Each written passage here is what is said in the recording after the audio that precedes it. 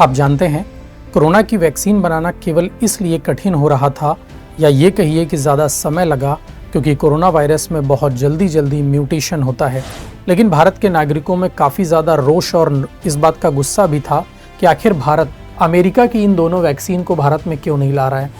यानी हम शरीर में एक अत्यंत कमज़ोर लेकिन जीवित यानी एक वायरस को शरीर में प्रवेश करा देंगे, इतना कमज़ोर कि वो हमारे शरीर को बीमार तो नहीं कर सकता।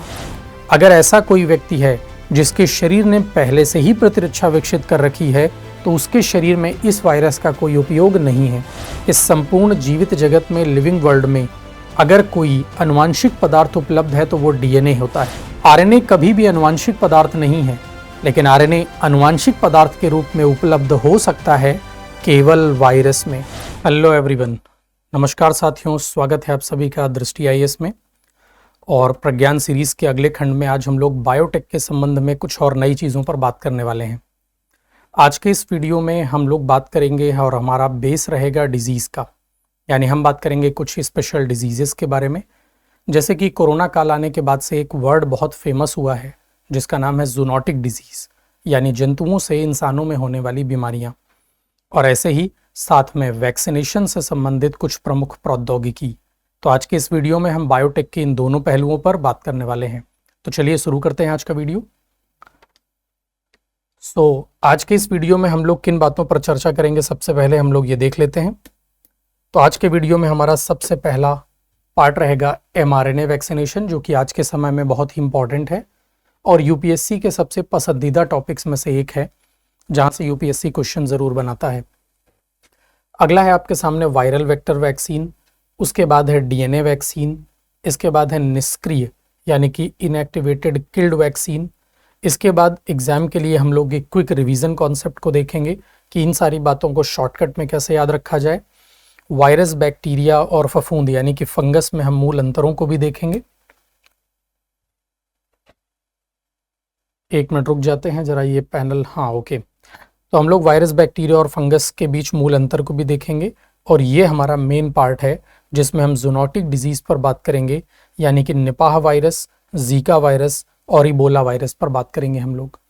तो ये आजकल बड़ी फेमस डिजीज़ेस हैं और इनके लिए हम लोग चर्चा करेंगे। तो चलिए शुरू करते हैं फिर। तो सबसे पहले हमारे सामने आता है mRNA वैक्सीनेशन। आज के समय में जब भी हम वैक्सीनेशन की बात करते हैं तो ये उनमें से जुड़ी हुई एक सबसे नई प्रौद्योगिकी में से एक है, यानी वैक्सीनेशन बनाने के बिल्कुल नए तरीके में से एक। कोरोना जब हमारे सामने आया तो सही मायने में वो एक out of the syllabus virus था। आउट ऑफ द सिलेबस से मेरा मतलब है कि हमारे पास चिकित्सा जगत में वैक्सीन या बीमारियों के इलाज के संबंध में जो भी जानकारी और तकनीकें विकसित थीं, कोरोना उनसे कुछ अलग रहा है। आप जानते हैं, कोरोना की वैक्सीन बनाना केवल इसलिए कठिन हो रहा था या ये कहिए कि ज़्यादा समय लगा क्योंकि कोरोना वायरस में बहुत जल्दी म्यूटेशन होता है, यानी उत्परिवर्तन होता है और वो अपनी संरचना को बदलता बहुत तेज़ी से है। लेकिन अंततः हमने वैक्सीनेशन की दुनिया में कुछ नई चीज़ों को विकसित किया और उसी में से एक टेक्नोलॉजी का नाम है आपका mRNA वैक्सीनेशन। सबसे पहले तो हमें ये समझना है कि mRNA वैक्सीनेशन क्या है। तो यहाँ पर M शब्द का मतलब होता है मैसेंजर, यानी बॉडी के लिए एक संदेश। तो आरएनए में M का मतलब है मैसेंजर आरएनए, तो ये आपकी मैसेंजर आरएनए वैक्सीन है। क्या है इसकी कार्यविधि? तो इस वैक्सीन में हम मैसेंजर आरएनए होता है जो किसी वायरस के एंटीजन यानी आमतौर पर स्पाइक प्रोटीन का आनुवांशिक निर्देश लेकर आता है। इसका मतलब ये कि आपने कोरोना वायरस की संरचना को देखा था और कोरोना वायरस एक गोल संरचना के रूप में था जिसके बाहर कुछ स्पाइक प्रोटीन उपलब्ध हैं। हम उसी स्पाइक प्रोटीन के एक टुकड़े का यूज़ कर रहे हैं अपने शरीर में संदेश के रूप में देने के लिए, यानी हमें अपने शरीर को ये सिखाना है कि कोरोना वायरस की संरचना आखिरकार दिखाई कैसे देती है, और उसके लिए हमने स्पाइक प्रोटीन के एक टुकड़े का उपयोग किया। यहाँ पर आमतौर पर स्पाइक प्रोटीन के आनुवांशिक निर्देश का उपयोग किया। mRNA शरीर की कोशिकाओं के साइटोप्लाज्म में प्रवेश कर जाता है और इसके बाद कोशिका के राइबोसोम mRNA के निर्देशन पर एंटीजन प्रोटीन को बनाने लगते हैं। यानी इस वैक्सीन की पद्धति बड़ी सिंपल है कि कोरोना वायरस के बाहर पाई जाने वाली स्पाइक प्रोटीन का एक टुकड़ा लेंगे, उस स्पाइक प्रोटीन के टुकड़े को हम शरीर के अंदर प्रवेश करेंगे ये शरीर के अंदर जाकर हमारे शरीर की कोशिकाओं के साइटोप्लाज्म में जाएगा और साइटोप्लाज्म में जाने के बाद ये कोशिका के राइबोसोम की क्रिया को मैनिपुलेट करेगा और राइबोसोम से अपने अनुसार प्रोटीन बनवाएगा। जैसे हमारे शरीर में प्रोटीन निर्माण की क्रिया राइबोसोम के द्वारा ही होती है, लेकिन आमतौर पर हमारी कोशिका के राइबोसोम शरीर के लिए प्रोटीन बनाते हैं, यानी कि ऐसी प्रोटीन जिससे शरीर का वृद्धि विकास और क्रियाएं हो सकें, तो अच्छी प्रोटीन बनाई जाती हैं। लेकिन जब हम इस mRNA के टुकड़े को बॉडी में डाल देते हैं, तब वही राइबोसोम इस वायरस के नियंत्रण में आकर के इसके अनुसार प्रोटीन बनाएगा। यानी स्पाइक प्रोटीन हमने डाली है थोड़ी मात्रा में, शरीर में वो अपनी मात्रा को बढ़ाना शुरू करेगा। इसके बाद जो निर्मित एंटीजन है, जिसको हम MHC1 या फिर MHC2 मार्गों के द्वारा प्रतिरक्षा तंत्र के सामने प्रस्तुत करेंगे। इन दोनों बातों का मतलब है कि हमारा प्रतिरक्षा तंत्र इन प्रोटीन के बढ़ते हुए क्रम को देखकर एक्टिवेट हो जाएगा, क्योंकि शरीर में कोई ऐसी प्रोटीन निर्मित हो रही होगी जिसकी शरीर को कोई आवश्यकता तो नहीं है, और हमारे शरीर की प्रतिरोधक प्रणाली इसके विपरीत कार्य करना शुरू करेगी। तो यह है हमारे शरीर में कार्य करने की क्रिया कि कैसे हमने इम्यून सिस्टम को एक्टिवेट किया। इसके बाद ह्यूमरल प्रतिरक्षा यानी एंटीबॉडी मेडिकेशन इम्यूनिटी। तो एंटीबॉडी मेडिकेशन इम्यूनिटी तथा कोशिकीय प्रतिरक्षा यानी कि सेल मीडिएटेड इम्यूनिटी दोनों विकसित होती हैं। अब इसका मतलब क्या है? तो जब हमारे शरीर में कोरोना वायरस के स्पाइक प्रोटीन के जैसी प्रोटीन राइबोसोम बनाएगा, तो हमारा प्रतिरक्षा तंत्र इस बात को ऑब्जर्व करेगा कि ये प्रोटीन तो शरीर के विपरीत है, शरीर में अनावश्यक रूप से बन रही है, और हमारे शरीर में उस कोरोना वाली प्रोटीन को मारने की प्रक्रिया में प्रतिरक्षा प्रणाली अधिक सक्रिय हो जाएगी। इस सक्रिय होने के पश्चात सबसे पहले हमारी बॉडी में एंटीबॉडी कोशिकाओं को निर्मित करना शुरू किया जाएगा, यानी उस स्पाइक प्रोटीन को मारने के लिए नई कोशिकाएं शरीर विकसित करेगा। और आमतौर पर आपने इस बात को सुना भी होगा कि कोरोना के वैक्सीनेशन के दौरान जब हमें वैक्सीन मिला, तो हमारे शरीर ने प्रतिरक्षा प्रणाली के अनुसार नई कोशिकाओं को निर्मित किया। वही काम हमने यहाँ पे किया कि वैक्सीन हमने बॉडी में डाली, शरीर के इम्यून सिस्टम को एक्टिवेट किया, और इम्यून सिस्टम कोशिका के विपरीत एंटीबॉडी कोशिकाओं को बनाना शुरू कर देगा। जब ये बन जाएगा तो mRNA कभी भी कोशिका के नाभिक में प्रवेश नहीं करता है तथा कुछ समय बाद स्वाभाविक रूप से नष्ट भी हो जाता है। क्यों? क्योंकि जो mRNA हमने डाला है वो साइटोप्लाज्म में था, राइबोसोम की क्रिया को उसने मैनिपुलेट किया, और जब हमारा शरीर दोनों तरह की इम्यूनिटी यानी कोशिका और एंटीबॉडी दोनों विकसित कर लेगा, तो कोरोना वायरस के आए हुए भाग को मार दिया जाएगा। यानी हमारे शरीर की एंटीबॉडी जो हमने mRNA टुकड़े को डाला हुआ है उसे मार दिया जाएगा। तो ये टुकड़ा स्वाभाविक रूप से शरीर में नष्ट हो जाएगा, यानी कोरोना का कोई भाग शरीर में नहीं है। लेकिन बदले में एक बात जरूर है कि हमारे शरीर की प्रतिरोधक प्रणाली ने कोरोना वायरस को पहचानना सीख लिया और कोरोना वायरस को सिंपल तौर पर मारने का तरीका भी विकसित कर लिया। अब अगर कभी दोबारा कोरोना वायरस हमारे शरीर में आता है, तो हमारे प्रतिरोधक प्रणाली को ये पता होगा कि ये कोरोना वायरस की संरचना है और इसे मारने के लिए हमें किस प्रकार की कोशिकाएं निर्मित करनी है। क्योंकि हमारे शरीर में यही खास बात है, इम्यून सिस्टम जब भी किसी के प्रति कोई नई कोशिकाएं बनाता है, वो इसे कभी भूलता नहीं है। अगर मैं इस कहानी को आप सामान्य तौर पर आपसे बताऊं तो तरीका बहुत आसान, आप एक स्टोरी से समझ सकते हैं। जैसे मान लीजिए कि कोई एक सेंसिटिव जोन है। सेंसिटिव जोन का मतलब मान लीजिए कि कोई एक ऐसा इलाका है जहां पर आम नागरिकों के आने जाने में मनाही है, और हमें उस इलाके में कोई आतंकवादी प्रवेश करता हुआ दिखता है। तो हमारे जो जवान होंगे, हमारी जो डिफेंस होगी, रक्षा विभाग होगा, वो ये जो जवान होंगे वो उस आए हुए आतंकवादी को मारने का काम करेंगे। यानी अगर हमारे शरीर में कोई वायरस प्रवेश करेगा तो हमारी प्रतिरोधक प्रणाली उसे मारने की कोशिश करेगी। यही तो होता है। लेकिन जरा सोचिए, यहां तो पूरा का पूरा कौन आया है? आतंकवादी आया है। तो हमारे शरीर की प्रतिरोधक प्रणाली या वो रक्षा विभाग सक्रिय होकर उस आतंकवादी को मार रहा है। लेकिन जरा सोचिए कि रक्षा विभाग के जवान जब पहरा दे रहे होंगे और अगर टहलते हुए उन्हें रास्ते में किसी आतंकवादी का आईडी कार्ड पड़ा हुआ मिल जाए, कोई एक आईडी कार्ड पड़ा हुआ मिल जाए, तो क्या उस आईडी कार्ड को पढ़ करके वो सक्रिय नहीं होंगे? बिल्कुल होंगे। इस बार उन्हें आतंकवादी तो नहीं दिख रहा है, लेकिन इस बात की संभावना दिख रही है, अगर आईडी कार्ड आया है तो आतंकवादी या तो आया है या आने की उसकी संभावना है। कभी भी हमला हो सकता है, तो अपने आप रक्षा विभाग क्या रहेगा, तैयार रहेगा। ये बात बिल्कुल वैसी ही है कि हमने mRNA वैक्सीनेशन के तहत कोरोना वायरस के आईडी कार्ड को शरीर में डाल दिया है, उसकी पहचान कराने का तरीका बॉडी में डाल दिया है। एक टुकड़ा, वो टुकड़ा अपनी प्रतिलिपि बना रहा है, शरीर समझ रहा है कि कुछ तो गलत हो रहा है, और उसे मारने के प्रयास में हमने नई प्रतिरोधक प्रणाली, नई कोशिकाओं को विकसित कर लिया। यह है mRNA वैक्सीनेशन की पद्धति, जो कि बहुत ही एडवांस, बहुत ही सटीक कार्य करती है। आते हैं आगे। इसके सबसे बड़े उदाहरणों की अगर हम बात करें तो फाइजर और मॉडर्ना, आपने इन दोनों नामों को सुना होगा। ये दोनों अमेरिका के द्वारा विकसित की गई वैक्सीन है। कोरोना वायरस के प्रति अमेरिका ने जिन वैक्सीन को विकसित किया वो है फाइजर और दूसरी है आपकी मॉडर्ना। ये दोनों वैक्सीन आरएनए पर बेस्ड हैं, यानी mRNA वैक्सीन है। इसके लाभ क्या हैं? बहुत ही कम समय में विकसित की जा सकती है, बड़े पैमाने पर इसका उत्पादन किया जा सकता है, संक्रमण फैलने का कोई जोखिम ही नहीं है और अत्यंत प्रभावी प्रतिरक्षा प्रणाली उत्पन्न करती है। सीधी सी बात है, संक्रमण क्यों फैलने का जोखिम नहीं है? क्योंकि इसमें कोई हमने जीवित या मृत विषाणु या जीवाणु को तो डाला नहीं है, हमने तो उसके शरीर की स्पाइक प्रोटीन का टुकड़ा डाला है, तो संभावना ही नहीं है कि कोई संक्रमण हमारी बॉडी को हो जाए।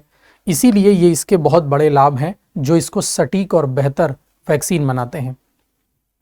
अगर हम इसकी सीमाओं की बात करें तो ये अत्यधिक निम्न तापमान पर स्टोर की जाती है, बस यही सबसे बड़ी समस्या है।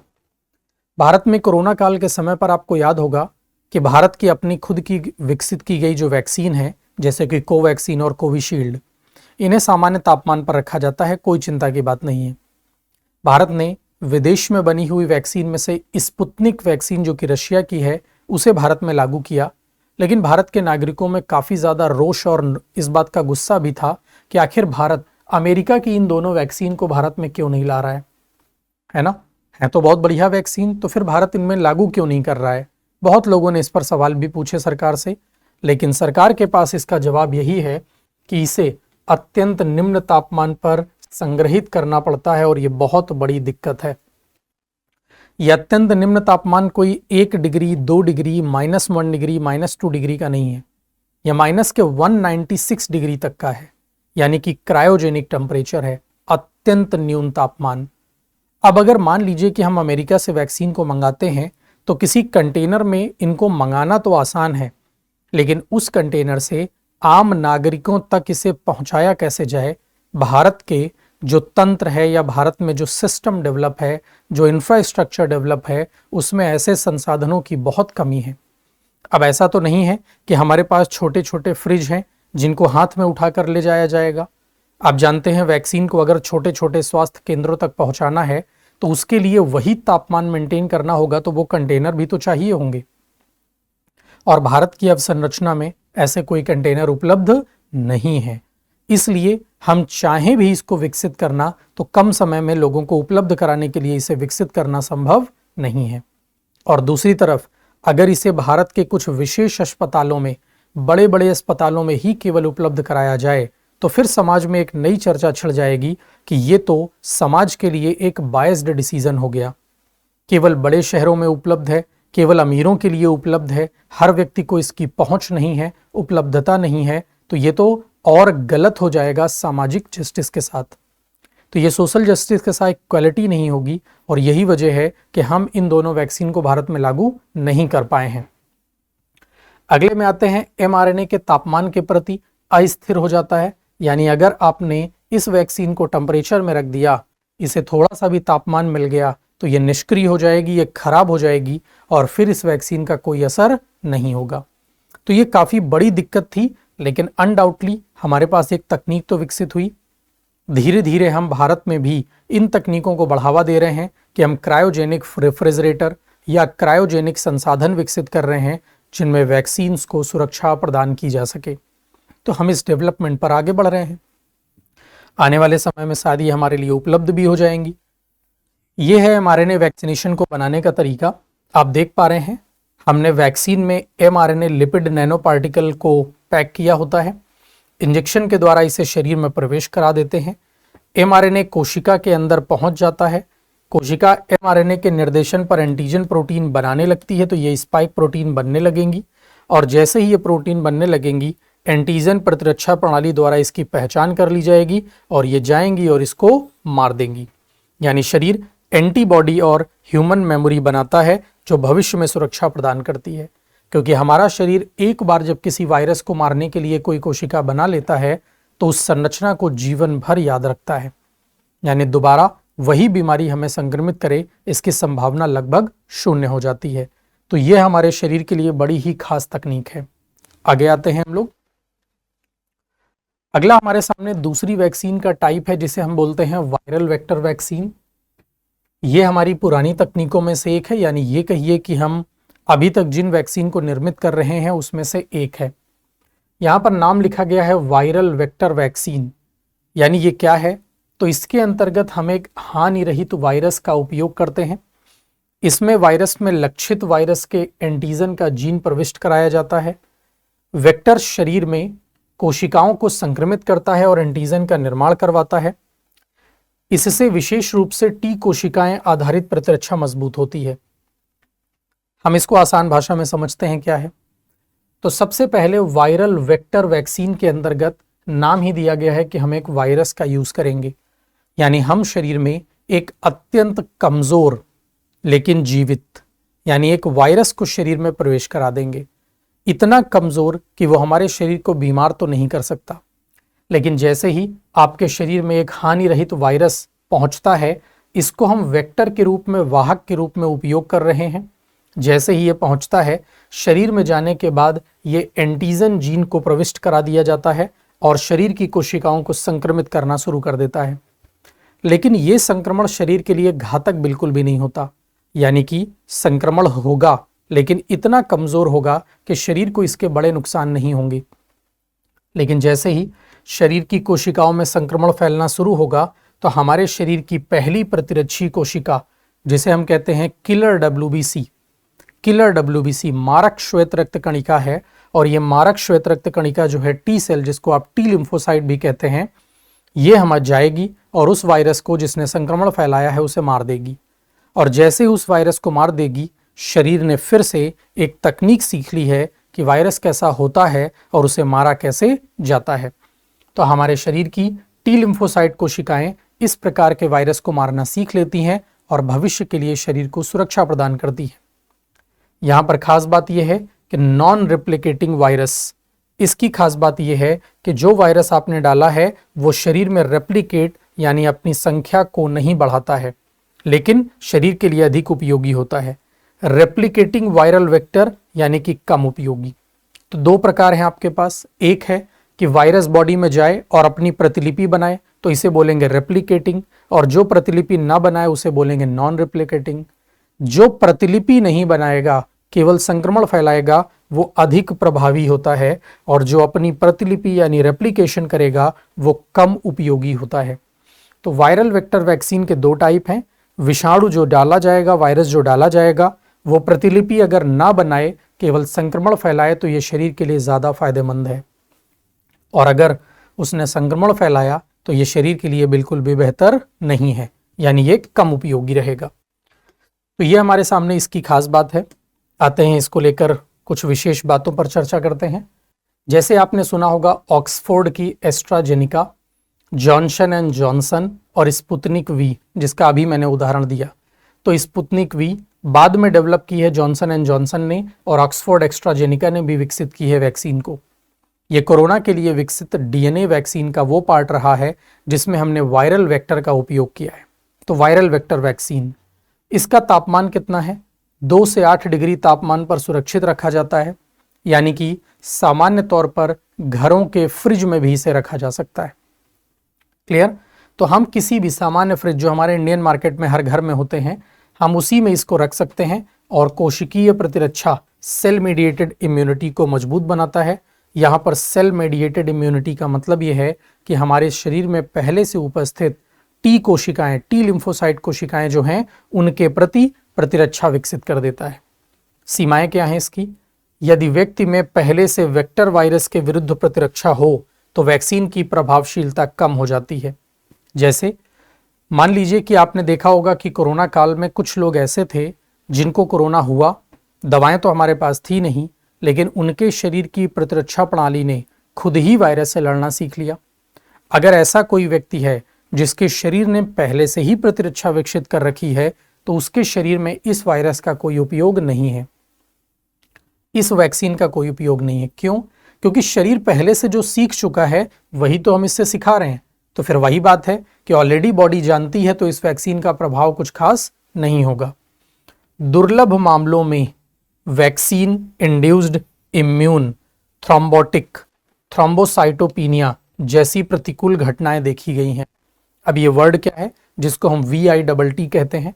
लिखा गया है वैक्सीन इंड्यूस्ड, यानी वैक्सीन के द्वारा उत्पन्न होने वाली, immune thrombotic means immune system के विपरीत, थ्रोम्बोसाइटोपिनिया। थ्रोम्बोसाइटोपिनिया का मतलब है हमारी बॉडी में एक कोशिका की कमी। यहाँ पर इस वर्ड को अगर गौर से देखेंगे तो थ्रोम्बोसाइटोपिनिया में एक पहला वर्ड है जिसको हम कहते हैं थ्रोम्बोसाइट, और आप जानते हैं थ्रोम्बोसाइट हमारे शरीर में प्लेटलेट्स का नाम है, और पीनिया शब्द का इस्तेमाल विज्ञान में किया जाता है कमी के लिए। यानी इस वैक्सीन के दुष्प्रभाव के तौर पर कुछ लोगों में प्लेटलेट्स की संख्या में कमी देखी गई है, ये इसका एक दुष्प्रभाव भी रहा है। तो ये है थ्रोम्बोसाइटोपिनिया वर्ड का मतलब। ठीक है, चलिए आगे आते हैं। ये है आपकी वायरल वेक्टर वैक्सीन।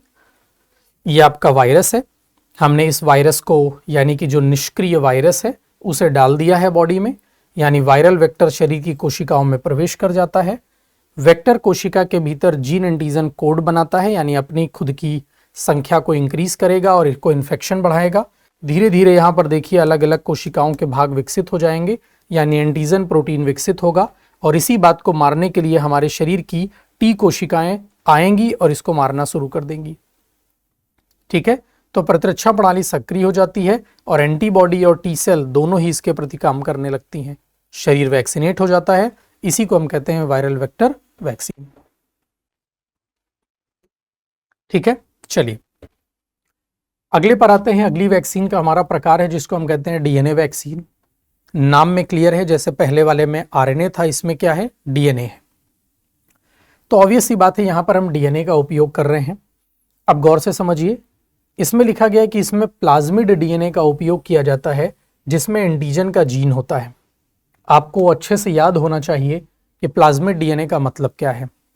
आप जानते हैं जब हम किसी बैक्टीरिया को देखते हैं, किसी जीवाणु को देखते हैं, तो जीवाणु एक प्रोकैरियोटिक कोशिका है। प्रोकैरियोटिक का मतलब एक अविकसित कोशिका है। उस कोशिका में पूर्ण विकसित केंद्रक तो नहीं होता, और इसीलिए बैक्टीरिया का खुद का अपना DNA केंद्रक के बाहर खुला पड़ा होता है। लेकिन बैक्टीरिया की यही खासियत है कि बैक्टीरिया के शरीर में केवल एक DNA नहीं होता, बल्कि एक अतिरिक्त DNA भी होता है, एक्स्ट्रा DNA भी होता है। मुख्य DNA ऐसे ही कहीं पड़ा होगा बिना केंद्रक के, लेकिन एक DNA और होगा, और ये DNA आपको सर्कुलर रूप में दिखाई देगा। जैसे अगर मैं आपको स्ट्रक्चर के रूप में बताऊं, तो मान लीजिए कि ये आपका एक बैक्टीरिया है, ये आपका एक बैक्टीरिया है, और इस बैक्टीरिया के अंदर ये इसका अपना DNA है जो बिना केंद्रक के पड़ा हुआ है। लेकिन इसके अलावा यहाँ पर आपको एक सर्कुलर DNA भी नजर आएगा, और ये जो आपको सर्कुलर DNA यहाँ पे नजर आएगा, इसी सर्कुलर DNA को हम कहते हैं प्लाज्मिड। इसी को हम बोलते हैं प्लाज्मिड DNA। इसको आप एक्स्ट्रा DNA भी कह सकते हैं। तो ये कैसा होता है? एक्स्ट्रा DNA होता है, अतिरिक्त DNA होता है। क्लियर? तो हम इसी का उपयोग करते हैं, यानी इसी को बॉडी में इस बार डालना है। तो हम क्या करेंगे? प्लाज्मिड DNA का उपयोग करेंगे, और जैसे ही ऐसा करेंगे तो DNA कोशिका के नाभिक में प्रवेश कर जाता है। तो जैसे ही हम बॉडी में ये टुकड़ा डालेंगे, ये DNA हमारे शरीर की कोशिकाओं के केंद्रक में प्रवेश कर जाएगा। RNA वैक्सीन कहाँ प्रवेश कर रही थी? साइटोप्लाज्म में। वहां ये बात याद रखनी है, RNA वैक्सीन केंद्रक को प्रभावित नहीं करती और ना ही केंद्रक के अंदर जाती है, लेकिन DNA वैक्सीन सीधे तौर पर कोशिका के नाभिक में प्रवेश करती है, और जैसे ही नाभिक में प्रवेश करेगी वहां से mRNA का निर्माण होगा। अब आप लोग अच्छे से जानते हैं कि सेंट्रल डोग्मा क्या कहता है। बायो का सेंट्रल डोग्मा क्या कहता है? बायो का सेंट्रल डोग्मा कहता है कि DNA बनाता है mRNA, DNA बनाता है mRNA, और इसी mRNA से हमारे शरीर में बनती है प्रोटीन। यही तो आपका सेंट्रल डोगमा ऑफ बायोलॉजी है। हमारी शरीर की हर कोशिका यही तो कर रही है। हमारा संपूर्ण शरीर प्रोटीन का बना है, तो हर कोशिका की जिम्मेदारी है प्रोटीन बनाओ। प्रोटीन बनाने के लिए संदेश दिया जाएगा एमआरएनए के रूप में, यानी राइबोसोम को ये बताना भी तो पड़ेगा कि कैसी प्रोटीन बनानी है। वो संदेश है एमआरएनए, और ये संदेश उत्पन्न कौन कर रहा है? डीएनए। और ये वही डीएनए है जो हमारे शरीर का मुख्य डीएनए होता है, और ये डीएनए हमारी बॉडी में कहाँ पर है? केंद्रक में है। तो हमारे शरीर की सभी भागों में जो कोशिकाएं हैं उसके डीएनए जो केंद्रक में होगा वो एक मैसेज देता है एमआरएनए के रूप में, और वही मैसेज पाकर हमारे शरीर में आवश्यक प्रोटीन बनती है। इसी को आप कहते हैं ये सेंट्रल डोग्मा है। लेकिन यहाँ क्या हो रहा है? हमने इस वैक्सीन में एक डीएनए का उपयोग किया है, और हमने ये जो डीएनए का उपयोग किया है ये कोशिका के न्यूक्लियस में चला गया है। यानी एक तरीके से आप कह सकते हैं कि हमारी कोशिका जो डीएनए केंद्रक में उपस्थित था उसे बदलकर ये वाला डीएनए प्रवेश कर गया है। यानी अब ये डीएनए हमारी कोशिका पर कब्जा कर चुका है। तो अभी तक कोशिका के अंदर जो क्रिया थी वो हमारे डीएनए से चल रही थी, लेकिन अब उसी कोशिका में जो क्रियाएं हैं वो किसके अनुसार चलेंगी? इसी के अनुसार चलेंगी। ये बात बिल्कुल वैसी ही है कि हम सब अपने घर में हैं, या कोई एक घर है जहां पर कोई फैमिली रहती है, और अगर उसकी दरवाजी खिड़की खुली रह जाए तो उस घर में कोई आतंकवादी इंटर कर जाएगा। घर आपका, घर के सामान आपका, घर पर कब्जा आपका। लेकिन अब जब आएगा एक वायरस यानी एक टेररिस्ट, तो टेररिस्ट जैसे ही तुम्हारे घर में प्रवेश करेगा अपना AK-47 लेके आएगा और आपको AK-47 दिखाएगा और बोलेगा कि भाई अब तो इस घर में जो संसाधन हैं वो भले तुम्हारे हों लेकिन चलेंगे मेरे अनुसार। बिल्कुल वैसे ही हमारी कोशिका हमारे अनुसार चल रही थी, लेकिन बाहर से डाला गया प्लाज्मिड डीएनए हमारी कोशिका के केंद्रक में प्रवेश कर गया और कोशिका पर कब्जा जमा कर बैठ जाएगा। अब सही मायने में क्रिया तो यही चलेगी, लेकिन हमारा डीएनए हमारे लिए प्रोटीन बना रहा था, लेकिन अब जो वायरस है वो अपने लिए प्रोटीन बनाएगा, शरीर के विपरीत अपने फायदे के लिए। यानी एक नए मैसेज का निर्माण होगा और एमआरएनए के आधार पर एंटीजन बनता है जिससे प्रतिरक्षा विकसित हो जाती है। यानी कि जैसे ही एमआरएनए बनेगा बॉडी में बैड प्रोटीन बनेगी और इस बैड प्रोटीन को मारने के लिए हमारे शरीर में नया एंटीजन, नई एंटीबॉडी विकसित हो जाएंगी, यानी कि प्रतिरक्षा तंत्र हमारा विकसित हो जाएगा। आखिर डीएनए को कोशिका तक पहुंचाएंगे कैसे? तो इसके लिए हम लोग इलेक्ट्रोपोर्शन का इस्तेमाल करते हैं, या फिर आप ये कहिए कि निडल फ्री इंजेक्टर जैसे विशेष तकनीकों की आवश्यकता होती है। बिना निडल के, यानी निडल फ्री है, हम इसको इंजेक्ट कर देते हैं, तो इन तकनीकों से हम इसको पहुंचाएंगे। और इसके उदाहरण के तौर पर आती है आपकी ज़ाइकोविड। ये नई वैक्सीन है जिसको हम कहते हैं ज़ाइकोविड वैक्सीन। ज़ाइकोविड वैक्सीन जो है वो भारत की पहली डीएनए वैक्सीन है। ये बात याद रखनी है क्योंकि ये बहुत ही महत्वपूर्ण कॉन्सेप्ट हो जाता है कि ज़ाइकोविड जो है वो भारत की पहली डीएनए वैक्सीन है। तो हमने इस आधार पर इसको विकसित किया जिसमें हम डीएनए का उपयोग कर रहे हैं। तो भारत के लिए ज़ाइकोविड बड़ा ही इंपॉर्टेंट हो जाता है। इसके लाभ क्या हैं? ये अधिक स्थिर है क्योंकि इसमें संक्रमण की कोई संभावना नहीं है, संग्रहण और परिवहन बहुत आसान है, और जीवित रोगजनक का उपयोग नहीं होने के कारण सुरक्षित है। क्योंकि आप देख रहे हो वायरस वाली वैक्सीन में, जिसको हमने वायरल वेक्टर कहा, उसमें हम वायरस ही शरीर में डाल रहे थे, भले ही कमजोर सही, लेकिन संक्रमण तो हो रहा था ना। कहीं ना कहीं इस बात का खतरा है कि अगर वैक्सीन ठीक से काम ना कर पाई या हमारी प्रतिरोधक प्रणाली ठीक से काम ना कर पाई तो रिस्क हो सकता है बीमारी का। लेकिन यहाँ तो अच्छी बात यह है कि हम जीवित रोगजनक का उपयोग ही नहीं करते हैं, हम केवल उसके डीएनए का प्लाज्मिड डाल रहे हैं, यानी शरीर से एक भाग लेकर डाल रहे हैं, कोई नुकसान की चिंता है ही नहीं। तो ये इसका बहुत बड़ा फायदा है कि हम जीवित रोगजनक का उपयोग नहीं करते। क्या सीमाएं हैं? जो प्रतिरक्षा है वो प्रतिक्रिया अपेक्षित तक कम होती है, इसीलिए हमें बूस्टर डोज की आवश्यकता पड़ सकती है। सीधी सी बात है, हमारे शरीर ने प्रोटीन को मारने के लिए तंत्र विकसित किया है। हो सकता है लंबा समय गुजरने के बाद, 2-4-5 साल गुजरने के बाद हमारा शरीर इस बात के लिए कमज़ोर हो जाए कि दोबारा अगर वही संक्रमण हो तो फिर से उतना ही सक्रिय हो, और यही वजह है हमें बूस्टर डोज की आवश्यकता हो सकती है।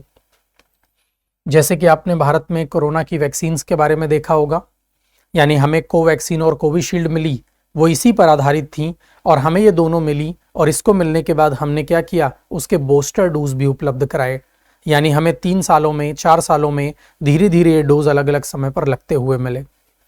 दूसरा है, शरीर में डीएनए पहुंचने की तकनीक चुनौतीपूर्ण है, जैसे कि आपने अभी देखा इलेक्ट्रोपोलोसिस या निडल फ्री तकनीक, इन दोनों ही तकनीकों को बड़ा जटिल माना गया है, लेकिन फिर भी हमने डेवलप तो किया है। जटिल है लेकिन हाँ डेवलप हो चुकी तकनीक है, भारत इसको विकसित कर चुका है।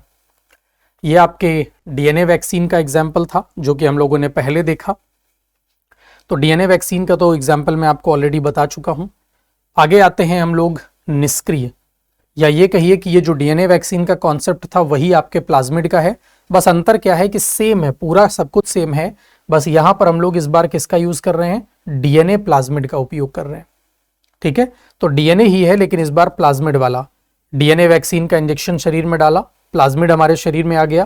तो देखो ये सर्कुलर है ना, जैसे ही हमारे शरीर में आएगा ये केंद्रक के अंदर प्रवेश करेगा और केंद्रक को अपने कब्जे में ले लेगा और अपने हिसाब से प्रोटीन बनाने लगेगा, और उसी प्रोटीन के कारण जब ये प्रोटीन बॉडी के लिए नुकसान देगी तो हमारे शरीर का तंत्र इसे मारने की कोशिश में नई कोशिकाएं डेवलप कर देगा। यही है वैक्सीनेशन की तकनीक। आइए अगला पढ़ते हैं, और ये भी हमारी पुरातन तकनीकों में से एक है, यानी कि हम इसी है वैक्सीन बनाते आए हैं, जिसे हम कहते हैं निष्क्रिय या इनएक्टिवेटेड किल्ड वैक्सीन। बाकियों की तुलना में ये सेफ है। क्यों सेफ है? क्योंकि हमने वायरल वेक्टर वैक्सीन में जीवित वायरस का यूज किया था, लेकिन यहां पर हम इनएक्टिवेटेड और किल्ड यानी मृत जीवाणु या विषाणु का उपयोग करते हैं, यानी मरे हुए जीवाणु या विषाणु का उपयोग होगा। तो अगर मरे हुए हैं तो हम केवल शरीर को उसकी पहचान दे रहे हैं कि भाई देखो ये लोग दिखते ऐसे हैं, अगर भविष्य में आए तो तुम इन्हें मारने का तरीका सीख लो, लेकिन ये होंगे मरे हुए तो शरीर को रिस्क नहीं है। देखते हैं कार्यविधि। इसमें रासायनिक या ऊष्मीय विधि से निष्क्रिय किए गए संपूर्ण वायरस का उपयोग किया जाता है, यानी मृत वायरस का उपयोग करेंगे। वायरस शरीर में प्रतिकृति नहीं बना सकता क्योंकि मरा हुआ है, फिर भी उसकी एंटीजेनित संरचना सुरक्षित रहती है, यानी शरीर तो सुरक्षित ही है। तो हमने मृत शरीर बॉडी में डाल दिया है। यह मुख्यतः एंटीबॉडी आधारित प्रतिरक्षा को उत्पन्न करता है, यानी कि जैसे ही हमारे शरीर के अंदर जाएगा तो मरा हुआ शरीर ही सही, लेकिन हमारा शरीर उसे एक वायरस के रूप में मानेगा और उसे मारने के प्रयास में नई कोशिकाएं विकसित कर लेगा। तो आपने एक मरा हुआ डाला, लेकिन दिख तो ये वैसा ही रहा है जैसे जीवित वाले दिखते हैं, और इसी कारण से आप कहेंगे कि हमारे शरीर में एंटीबॉडी क्या हो जाएंगी, विकसित हो जाएंगी, क्योंकि उसे मारने के प्रयास में प्रतिरोधक प्रणाली इसको सीख लेगी। उदाहरण के तौर पर आपकी कोवैक्सीन इसी का एग्जाम्पल था। तो कोवैक्सीन में हमने मरे हुए वायरस को ही डाला, और सिनोवैक ये भी एक वैक्सीन है जिसको डेवलप किया गया है इसी आधार पर। लंबे समय में प्रमाणित और विश्वसनीय तकनीक है, समय ज्यादा लगता है लेकिन प्रमाणित और विश्वसनीय है। कमजोर प्रतिरक्षा वाले व्यक्तियों के लिए अपेक्षाकृत सुरक्षित है, यानी कि अगर हम जीवित वायरस को बॉडी में डाल रहे हैं और किसी इंसान का शरीर का प्रतिरोधक तंत्र कमजोर है तब तो यहाँ खतरा बीमारी का हो गया, लेकिन इसमें मरे हुए वायरस को डाला गया है तो शरीर के बीमार होने की संभावना बिल्कुल भी नहीं है, यानी वृद्धा अवस्था के व्यक्तियों के लिए जिनकी प्रतिरोधक प्रणाली अपेक्षाकृत कमजोर होती है उनके लिए ज्यादा सुरक्षित है। सामान्य तापमान पर रखते हैं तो इसका संग्रहण और परिवहन बहुत ही सरल होता है। सीमाएं क्या हैं? टी कोशिकाओं पर आधारित प्रतिरक्षा अपेक्षाकृत कम विकसित होती है, क्योंकि यहां पर हम नई एंटीबॉडी बना रहे हैं और वो काम बी लिम्फोसाइट का है ना कि टी का। तो यहां पर टी कोशिकाओं से संबंधित कुछ विकसित नहीं हो रहा है, और एडजुवेंट तथा बूस्टर डोज की आवश्यकता पड़ती है, और वो हमें मालूम है। टाइम टाइम पर हम इसके लिए बूस्टर डोज बनाते रहे हैं, तो बूस्टर डोज का जो डेवलपमेंट है वो इसी के थ्रू हमारे सामने आता है। ठीक है, चलिए नेक्स्ट पॉइंट पे आते हैं हम लोग। तो अगर आप निष्क्रिय वैक्सीन की बात करें तो इसमें हम क्या कर रहे हैं, रोगजनक वायरस या बैक्टीरिया को उपयोग कर रहे हैं, यानी मृत वाले का उपयोग कर रहे हैं। रासायनिक या भौतिक विधि द्वारा रोगजनक को निष्क्रिय करके मार दिया जाता है। तो जीवित था, हमने मार दिया, शरीर में इसी को प्रवेश करा दिया, यानी इसी को लेकर के हमने वैक्सीन बनाई और बॉडी में डाल दिया। जैसे ही बॉडी में डाला, शरीर की प्रतिरोधक प्रणाली एक्टिव हुई, इन मृत कोशिकाओं को भी मारने और खत्म करने के प्रयास में हमारी नई कोशिकाएं विकसित हो गई, यानी नई एंटीबॉडी विकसित हो गई। तो यह आपके निष्क्रिय वैक्सीन। अगर हम एग्जाम पॉइंट ऑफ व्यू पर देखें कि क्या क्या मेन चीजें आपको याद रखनी है, तो एक क्विक रिवीजन कर लेते हैं कि आपकी जो mRNA वैक्सीन है उसके एग्जाम्पल हैं फाइजर और मॉडर्ना। सबसे तेज विकसित होने वाली और मजबूत प्रतिरक्षा, क्योंकि ये स्पेशल है। दूसरा है आपका viral vector, Covishield, Oxford AstraZeneca, Sputnik V. ये मजबूत टी प्रतिरक्षा देती हैं, यानी टी लिम्फोसाइट के लिए बनाई गई हैं। डीएनए वैक्सीन की बात करें तो जाइकोविड है, विश्व की पहली स्वीकृत डीएनए वैक्सीन भारत ने ही बनाई है इसकी। और इसके बाद आती है आपकी इनएक्टिवेटेड, जैसे कि कोवैक्सीन और सिनोवैक। निष्क्रिय वायरस पर आधारित सुरक्षित एवं पारंपरिक तकनीक। पारंपरिक क्यों है? क्योंकि ये सबसे पुराना और सबसे सेफ तरीका है। और अत्याधुनिक सबसे नया तरीका कौन सा है? mRNA वैक्सीनेशन का। तो ये इंपॉर्टेंट फैक्ट है आपके एग्जाम पॉइंट ऑफ व्यू पर। अब आते हैं कुछ बेसिक नॉलेज के ऊपर, यानी वायरस, बैक्टीरिया और फंगस यानी कि फफूंद के बीच मुख्य अंतर।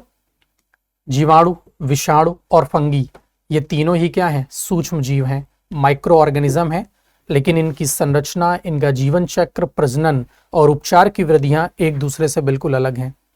जीव अलग हैं तो संक्रमण फैलाने और रोग फैलाने का तरीका भी बिल्कुल अलग है। देखते हैं वायरस की प्रमुख खासियत क्या है। वायरस एक अकोशिकीय संरचना है। आप सभी लोग जानते हैं वायरस को कोशिका के रूप में नहीं माना जाता, बल्कि इसे सजीव और निर्जीव के बीच की कड़ी माना जाता है। तो आपकी ये एक अकोशिकीय संरचना है, अर्थात इसमें कोई कोशिका नहीं होती है। इसे पूर्णतः जीवित नहीं माना जाता। ये जीवित एवं निर्जीव के मध्य की कड़ी होती है। इसमें आनुवांशिक पदार्थ के रूप में डीएनए या आरएनए में से केवल एक ही होता है, दोनों कभी नहीं हो सकते।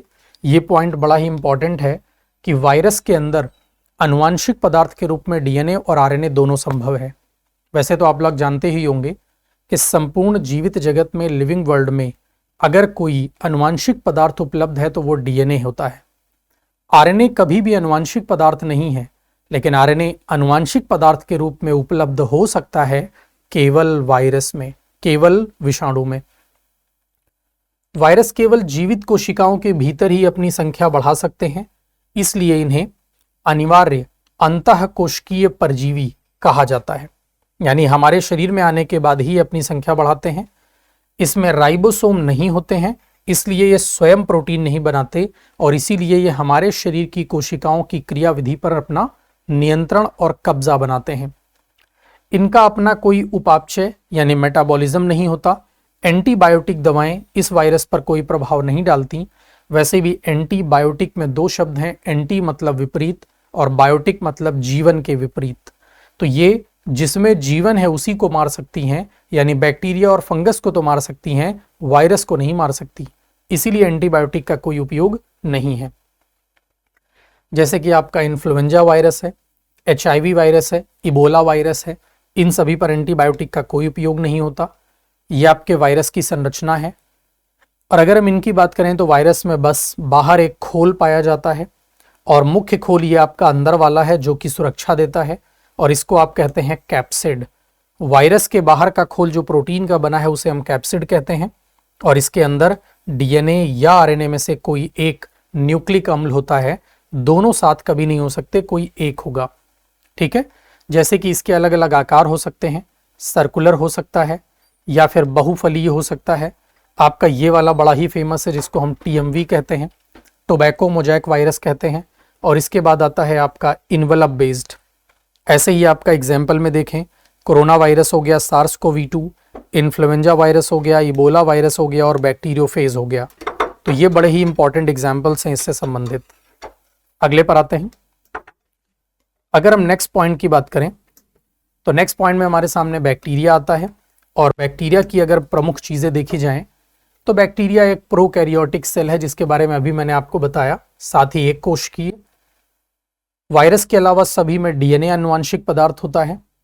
इसकी कोशिका भित्ति यानी सेल वॉल पेप्टाइडोग्लाइकन से बनी होती है। ये जो पेप्टाइडोग्लाइकन आपका शब्द है, इसके लिए एक और वर्ड इस्तेमाल किया जाता है जिसको हम कहते हैं म्यूरामिक एसिड, जिसको हम कहते हैं म्यूरामिक एसिड। तो म्यूरामिक एसिड, आप म्यूरामिक अम्ल बोलें या पेप्टाइडोग्लाइकन बोलें, दोनों एक ही बात है, दोनों एक ही शब्द हैं। इसमें राइबोसोम उपस्थित होते हैं जिससे ये स्वयं प्रोटीन का निर्माण करती हैं। ये स्वतंत्र रूप से जीवित रह सकते हैं और प्रजनन कर सकते हैं।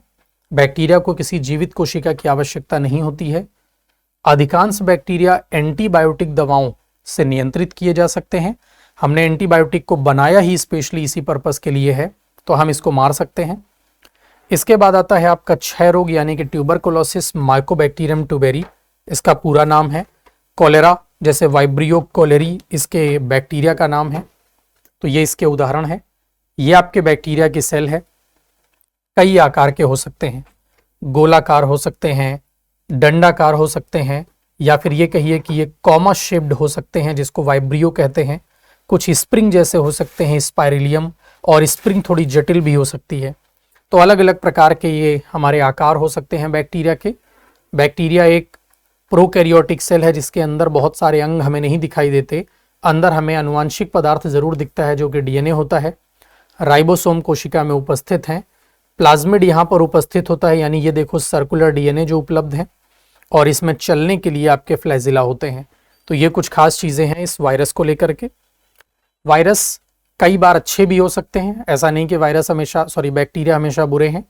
बैक्टीरिया आपके दही में, पनीर में, सिरके में, खाने पीने की चीज़ों में भी उपयोगी हैं। गुड बैक्टीरिया और बैड बैक्टीरिया दोनों शब्दों का उपयोग किया जाता है। पोषक चक्र में सहायक हैं, यानी मृदा की उर्वरता को बढ़ाने का कार्य करते हैं। औद्योगिक उपयोग की बात करें तो कई सारे एंजाइम और विटामिन आदि के उत्पादन में इसका उपयोग होता है, लेकिन कुछ हैं जो हमारे शरीर को बीमार भी करते हैं, और इसीलिए हम कहेंगे अच्छे और बुरे, गुड और बैड, दोनों तरह के बैक्टीरिया हमारे जीवन में शामिल हैं। आइए देखते हैं फफूंद यानी कवक के बारे में, फंगी के बारे में। फफूंद जो हैं वो आपके यूकैरियोटिक जीव हैं, यानी पूर्ण विकसित कोशिका के बने हैं। इनकी कोशिका भित्ति काइटिन से बनी होती है, ये इंपॉर्टेंट पॉइंट है। एक कोशिकीय ईस्ट या बहुकोशिकीय मोल्ड दोनों हो सकते हैं। जैसे कि जो ईस्ट होते हैं जिसको आप खमीर कहते हैं, ज़्यादातर डोसा बनाने में, इडली बनाने में, इन सभी में खमीर उत्पन्न होना ज़रूरी है, तो वो आपके ईस्ट हैं जो खाए जाते हैं, फूड के लिए अच्छे होते हैं। और बहुकोशिकीय मोल्ड जैसे कि आप कह सकते हैं फफूंद जो डेवलप हो जाती है किसी खराब खाने के ऊपर। इनका प्रजनन मुख्यतः बीजाणुओं यानी स्पोर्स के द्वारा होता है। इनका उपचार हम लोग एंटी फंगल दवाओं के द्वारा कर सकते हैं, जैसे कि कैंडिडा और स्पेरेजिलस, ये इसके प्रमुख उदाहरण में आने वाले नाम हैं। संरचना की बात करें आप अगर इसकी, तो फफूंद की संरचनाएं बहुत तरह की होती हैं। जैसे आप देख पा रहे हैं कि किसी सतह से ये कुछ छोटे छोटे पौधों के रूप में उगे हुए संरचनाएं होती हैं। इसमें आपके सामने ब्रेड में, जैसे ब्रेड अगर खराब हो जाए, एक्सपायर हो जाए, तो ये आ जाते हैं। ईस्ट हैं, ये अच्छे होते हैं, इनका भोजन के बेहतरी के लिए उपयोग किया जाता है। मशरूम भी इसी का उदाहरण है, और कई लोग मशरूम को खाते भी हैं, तो ये मशरूम भी ईटेबल पार्ट में आता है। इसके बाद ये मशरूम जैसी दिखने वाली संरचनाएं और अलग तरह तरह की पत्तियों को खराब करने वाली संरचनाएं मिट्टी में हो सकते हैं, सड़े गले पदार्थों पर हो सकते हैं, ये मुख्य रूप से इन्हीं पर उगते हैं, सड़े गले पदार्थों पर।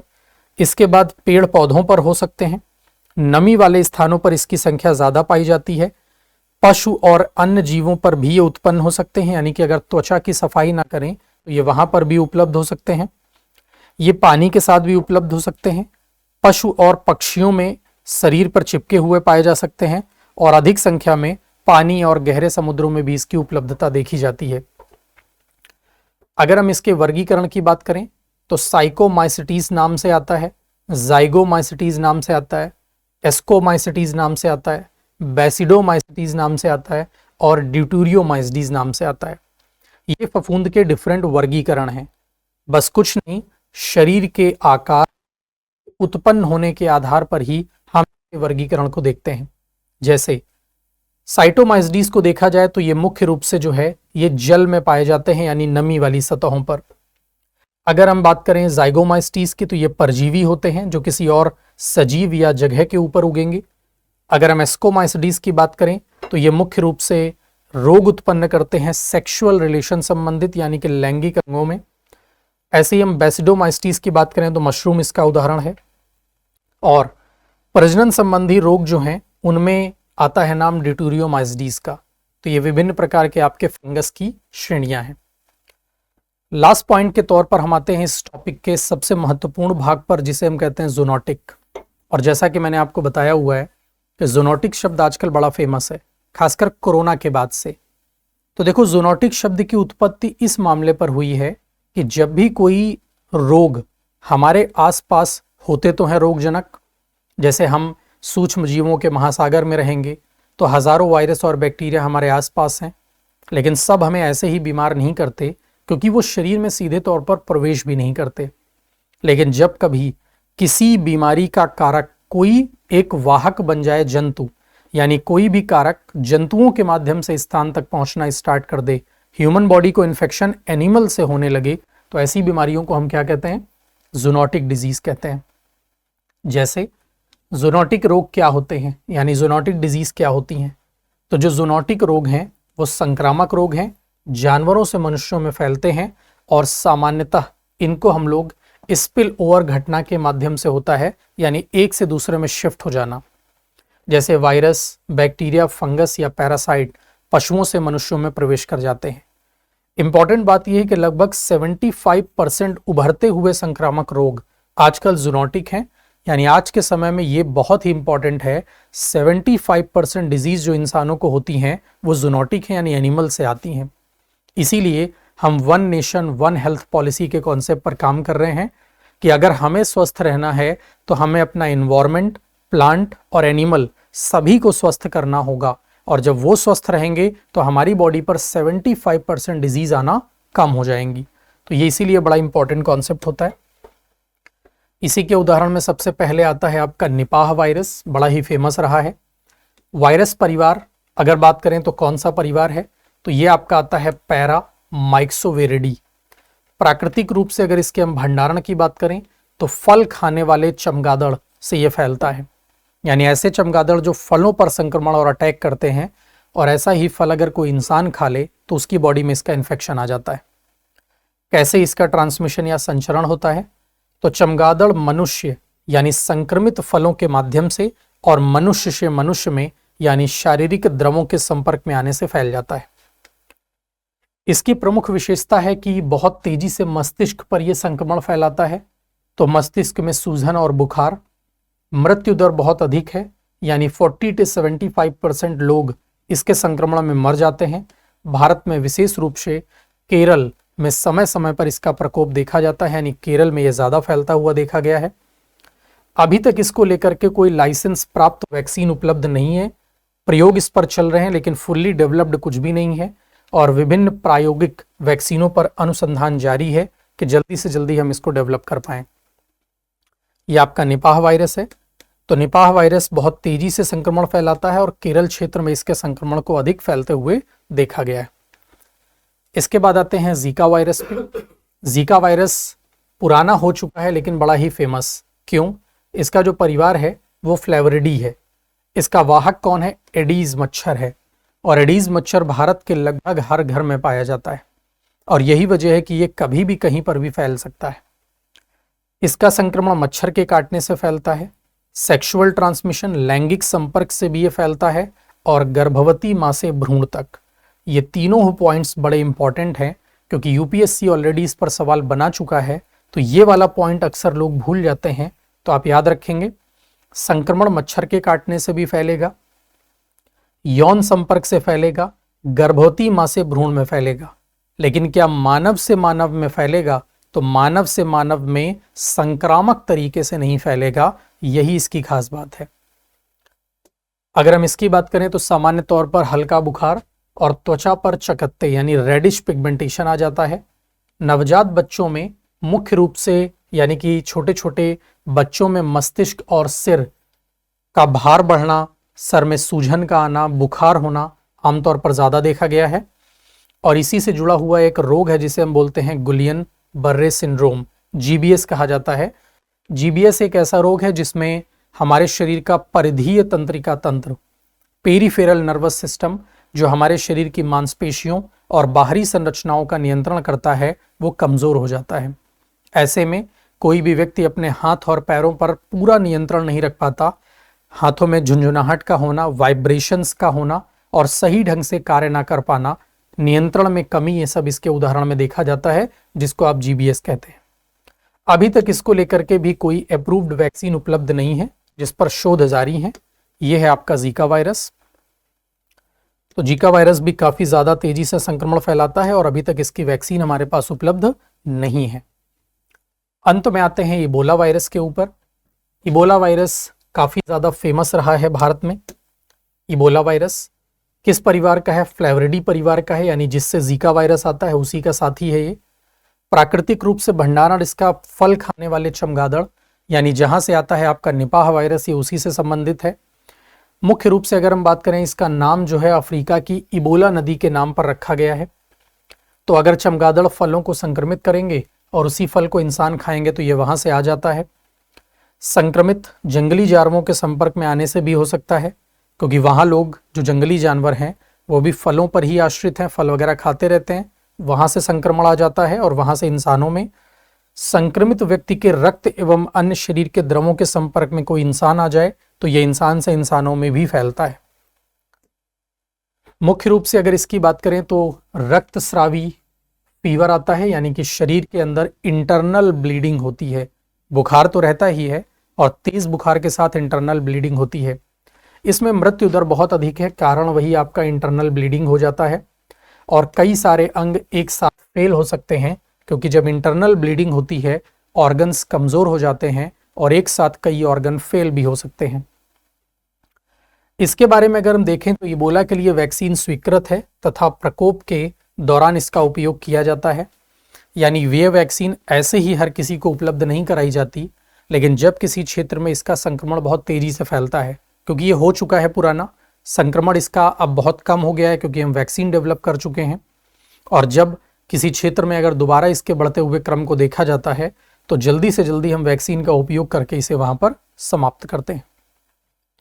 तो ये आपका रहा इबोला वायरस और ये आज के हमारे सेशन का अंतिम भाग था। तो ये आपके इबोला वायरस की संरचना है और मैं उम्मीद करता हूं कि आज के इस वीडियो के बाद बायोटेक्नोलॉजी के वैक्सीन के संबंध में जो शोध हैं वो आपको पूर्ण रूप से क्लियर हो गए होंगे और सारे कॉन्सेप्ट आपको अच्छे ढंग से समझ में आ गए होंगे।